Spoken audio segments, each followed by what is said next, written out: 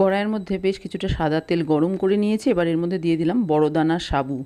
সাবুটা দিয়ে কিছুক্ষণ নেড়েচেড়ে একটু ভেজে নেব, তবে যেন সাবুটা লাল না হয়ে যায়। দেখুন সাবু ভাজা হয়ে গেছে। এবার এই সাবুগুলো আমি একটা স্ট্রেনারের উপরে তুলে নিচ্ছি, এক্সট্রা তেলটা কড়াইয়ের মধ্যে ঝরে যাবে। এইভাবে বাকি সব সাবু আমি ভেজে নেব। দেখুন স্ট্রেনারে তুলে নিয়েছি, আর ভালো করে তেল ঝরিয়ে নিয়ে একটা অন্য পাত্রে রেখে দিচ্ছি। এবার এই তেলের মধ্যে দিয়ে দিলাম বাদাম। বাদামটাও একটু লাল করে ভেজে নিচ্ছি। বাদাম ভাজা হয়ে গেছে, এবার ভাজা বাদামটাও তুলে নিলাম। দিয়ে দিলাম কয়েকটা কারি পাতা। আমার কাছে কারি পাতা শুকনো ছিল, আমি সেটাই ব্যবহার করছি। কারি পাতাটা দিয়েও একই রকমভাবে ভেজে একটা প্লেটে তুলে নিলাম। দেখুন সব কিছু এক প্লেটের মধ্যে নিয়ে নিয়েছি। এবার এর মধ্যে দিয়ে দিলাম চাট মশলা। ভালো করে চাট মশলাটা এই সাবুর সাথে মিশিয়ে দিলাম। তৈরি হয়ে গেল আমার সন্ধ্যের চায়ের সাথে খাওয়ার স্ন্যাক্স।